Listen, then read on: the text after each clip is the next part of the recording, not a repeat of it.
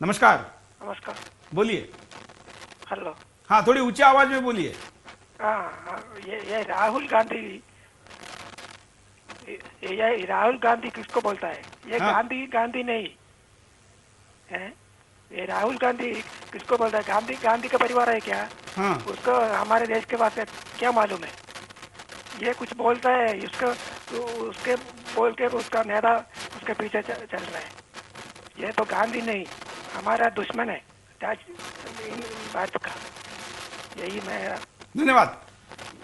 राहुल गांधी को महात्मा गांधी से जोड़े जाने पर ही आपत्ति ले रहे हमारे कॉलर, और उस महान महात्मा के गांधी नाम के साथ राहुल नाम लगाने पर ही सीधे आपत्ति है। अगले कॉलर की क्या राय है, आपत्ति है, प्रतिक्रिया है, देखते हैं। नमस्कार। हाँ, जय हिंद सर। जय हिंद। माकुला साबिर हुसैन। बोलिए साबिर भाई, क्या कहना है इस मुद्दे पर आपका? आज मेरे निशाने पर राहुल गांधी, देवेगौड़ा जी और लाल कृष्ण आडवाणी हैं। देश में हमारे महाराष्ट्र के अंदर इतना बड़ा हादसा हुआ है। आज बंबई वासियों ने वहां पर शांति का प्रतीक दिया है, और आज मेरे सर के ऊपर हमारे शिवसेना के नेताजी जो स्पीकर रहे हुए हैं, उन उस हादसे के ऊपर पहुंचकर वहां पर शांति की बात की है। ये बेवकूफ है राहुल गांधी, जिसने इस देश की अखंडता को ठोस पहुंचाया है। जो कलर ने जो बात कही है कि आज राहुल गांधी को उसके ननियाल चला जाना चाहिए, नहीं तो हम ननियाल दिखाएंगे। मैं पूरे भारत के नागरिकों से अपील करता हूँ, इस दोनों पार्टियों को मुंह तोड़ जवाब दीजिए। बिल्कुल, धन्यवाद। राहुल गांधी को ननिहाल भेजने की बात कर रहे हैं हमारे कॉलर, और राहुल गांधी को नाना याद आने की भी बात हो रही है, लेकिन नाने के बजाय नानी ज्यादा लोग याद दिला रहे हैं। अगले कॉलर से बात करते हैं, उनकी राय लेते हैं। नमस्कार। हेलो। हाँ, बोलिए। हाँ, हेलो, मैं श्रीकांत ठाकरे बात कर रहा हूँ अकोला से। बोलिए श्रीकांत जी। हाँ, मेरे को ये लगता है कि जो ये बॉम्ब स्फोट जो हुए हैं, हाँ, ये बॉम्ब स्फोट ये घोटाले छिपाने के लिए कांग्रेस वालों ने किए हैं। मतलब आपको लगता है कि जो माहौल भ्रष्टाचार राहुल गांधी की जो बयानबाजी है उसको छिपाने के लिए है, ऐसा लग रहा है। ये तो बहुत बड़ा आरोप है सरकार पे। उसके बारे में थोड़ा बात कीजिए। धन्यवाद। देश के किसी नागरिक के मन में यह सवाल आना, यही सरकार का सबसे बड़ा अपयश है। यह सही है गलत है, यह तो समय और सरकार को बताना पड़ेगा, लेकिन किसी नागरिक के मन में आना बहुत बड़ी बात है। और ये बात केवल बिंदास बोल पे कॉल करके नहीं कह रहे, बल्कि इस धमाके के बाद लोग एसएमएस के धमाके करके भी लोगों को ये सवाल भेज रहे हैं। अगले कॉलर से बात करते हैं, उनकी प्रतिक्रिया लेते हैं। नमस्कार। नमस्कार जी। हाँ, ऊंची आवाज में बोलिए। हाँ, हेलो। हाँ सर, मैं देवेंद्र तिवारी बोल रहा हूँ। हाँ। और ये मनमोहन सिंह जो है ना, ये मोहित करते हैं आतंकवादियों को। और आतंकवादियों को पनाह देते हैं, क्योंकि 3-4 लोगों को फांसी आने भी आज तक नहीं लगी है। तो ये सरकार ही पूरी फेलियर है, नीचे से लेकर ऊपर तक। क्या चाहे वो राहुल गांधी हो या कुछ भी हो, मनमोहन सिंह तो एक खाली चाबी है, उनके हाथ में उनके पास चाबी नहीं है अपनी सरकार चलाने की। तो इसलिए ये फेल है, तो पूरी सरकार ही फेल है। मनमोहन सिंह के पास तो स्टीयरिंग भी नहीं है, चाबी तो दूर की बात है। हाँ, कुछ भी नहीं है उनके पास में। धन्यवाद। तो फेल, बिल्कुल फेल है। धन्यवाद। अगले कॉलर के पास चलते हैं, उनकी प्रतिक्रिया लेते हैं। आपकी प्रतिक्रिया भी जरूरी है, क्योंकि सबका आवाज बुलंद होना आवश्यक है। हाँ, नमस्कार। सुरेश जी नमस्कार। बोलिए राजू जी। सर, ये अपना अभी एक कॉलर ने बात की थी, अपना ओम प्रकाश जी ने हरियाणा से। मैं उनकी बात पे पूरी तरह समर्थन करता हूँ। और मैं दूसरा आपको ये कहना चाहता हूँ कि राहुल गांधी ने जो कल बयान दिया, जिस तरीके से राहुल गांधी अक्सर बयान देते हैं, तो राहुल गांधी को ये सोचना चाहिए कि उनके फादर 1991 में भी एक बम ब्लास्ट में मारे गए थे। बिल्कुल। और उसी के मुआवजे में आज कांग्रेस ने उनको युवराज की पदवी दी हुई है। तो हर बम ब्लास्ट में मरने वाले को ये पदवी नहीं मिलती, बहुतों को तो मुआवजा भी नहीं मिलता जी। बिल्कुल। और दूसरा है दिग्विजय सिंह जी, जो कांग्रेस के बहुत अपने आप को बड़े लीडर मानते हैं, जो राहुल गांधी की हर बात के अंदर हाँ में लाते हैं। मैं तो ये समझता हूँ कि कल को राहुल गांधी अगर दिग्विजय सिंह को बेटा कहें, बेटा कहकर बुलाए, तो दिग्विजय सिंह जी को उनको पापा जी कहने में भी कोई संजोग शायद आपकी बात को सुनकर दिग्विजय सिंह कुछ तो सोचे, देश का भला होगा। उन तक ये बात पहुंचाइए मेरी। बिल्कुल, इस कार्यक्रम को देखते हैं, उनकी प्रतिक्रिया हम तक मिलती रहती है। थैंक यू, धन्यवाद। दिग्विजय सिंह जैसे पूर्व मुख्यमंत्री के लिए ऐसी बात कहना दुखदायक है, लेकिन ये स्थिति उन्होंने खुद पैदा की है, इसके लिए कोई और नहीं, वो खुद जिम्मेवार है। अगले कॉलर से बात करते हैं। नमस्कार। हाँ जी, बोलिए, क्या कहना है? मैंने ये कहना है कि राहुल गांधी के बयान को उनको ऐसा नहीं कहना चाहिए था। हाँ। तो देश की जनता के वो थे, बिल्कुल। बम्बई वासियों के लिए भी एक उन्होंने जले पे नमक काम किया है उन्होंने। बिल्कुल। तो उनको है ना, उनको कहने के लिए उनकी पार्टी को जिम्मेदार माना जाना चाहिए। बिल्कुल, धन्यवाद। अपने पार्टी के तरफ से भी इसका खुलासा होना चाहिए और खास करके सरकार ने अपने पक्ष को रखने की आवश्यकता है। अगला कॉलर। नमस्कार। हेलो, बोलिए। मैं ये कहना चाहता हूँ कि कांग्रेस पार्टी जो है वो आतंकवादियों को पाल रही है। हाँ। और वही आतंकवाद को बढ़ा रही है। अफजल गुरु को यहाँ पर रख करके, कसाब को रख करके कांग्रेस क्या कार्रवाई कर रही है?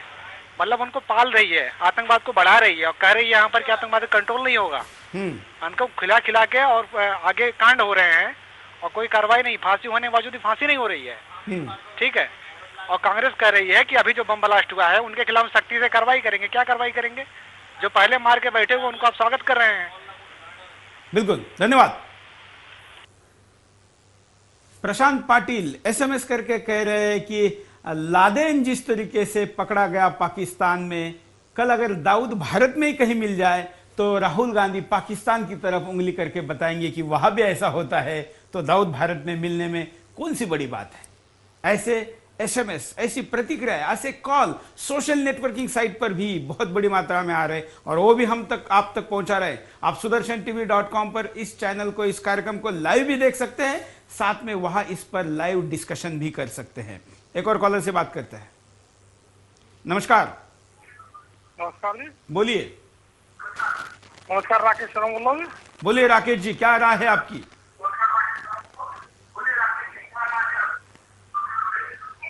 हेलो। शायद राकेश जी से हमारा संपर्क नहीं हुआ है। हम दूसरे कॉलर के पास चलेंगे, उनकी राय लेंगे। हम कहेंगे कि अपनी बात को रखते समय ध्यान दीजिए कि फोन पर क्या बात हो रही, ना कि टीवी पर तुरंत इसको देखने का प्रयास करें। हम यहाँ पर अगली कॉलर की तरफ चलते हैं, उनकी राय को लेते हैं। नमस्कार। हेलो। अरे मैं अखबारी के देख रहा हूँ। हाँ।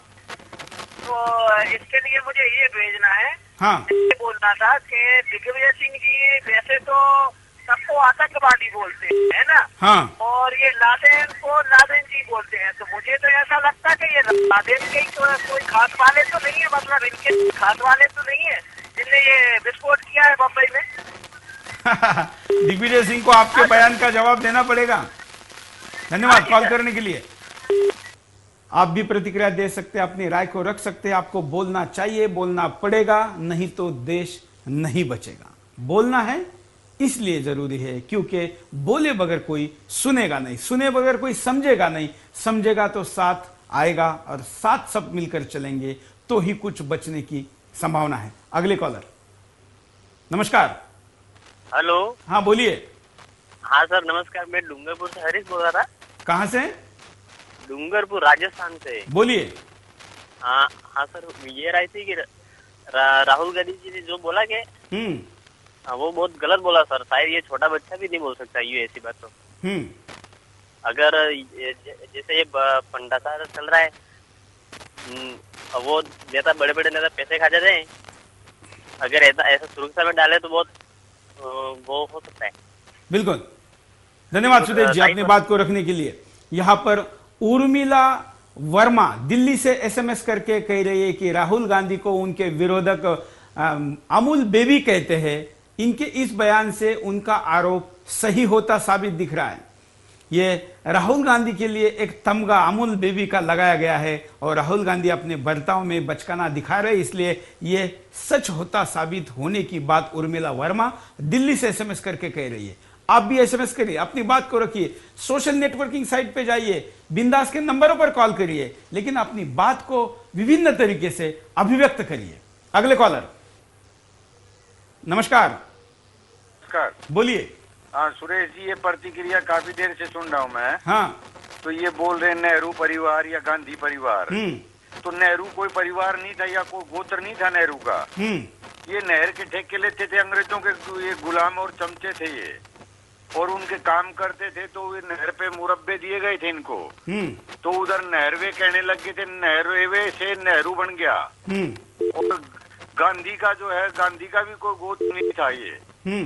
तो ये इनका जो है, ये तो राहुल जी का जो बयान आया है ना इस पे, ये अगर इनका परिवार इसी पे खत्म हो गया, ये अनाप शनाप बयान दे रहे हैं, तो ये क्या देश को चलेंगे आगे?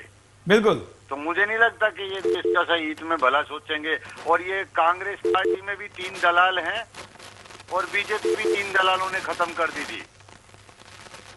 हेलो, हाँ बोलिए बोलिए आप। ये दलालों का जो सौदा चल रहा है ना, परसों जो दलालों की बात चल रही थी, ये जो लोग बोल रहे हैं खुद टेलीविजन पे, हाँ, तो बीजेपी में भी 3 ही आदमी थे और कांग्रेस में भी 3 आदमी जो पार्टी को खत्म करेंगे। हाँ, और उन्हीं की ये प्रतिक्रिया लेके अनाप शनाप बयानबाजी चल रही है। बिल्कुल। तो दिग्विजय सिंह को मैं सलाह दे रहा हूँ कि वो अपना ठीक सोच समझ करके विचारधारा बना के कोई सही बयान करें। बिल्कुल, तो धन्यवाद। ठीक। सतीश राणा अपनी व्यक्तिगत राय यहाँ पर रख रहे थे, आप भी राय रख सकते हैं। और एक और एसएमएस राजस्थान के भीलवाड़ा से आया है। एसएमएस में कहा गया है कि सब लोग सलाह देते हैं दिग्विजय सिंह को कि सोच समझकर बोलने की। मैं सलाह दूंगा मौन रखने की। बात करें SY गिरी, भीलवाड़ा राजस्थान से। अगले कॉलर। नमस्कार।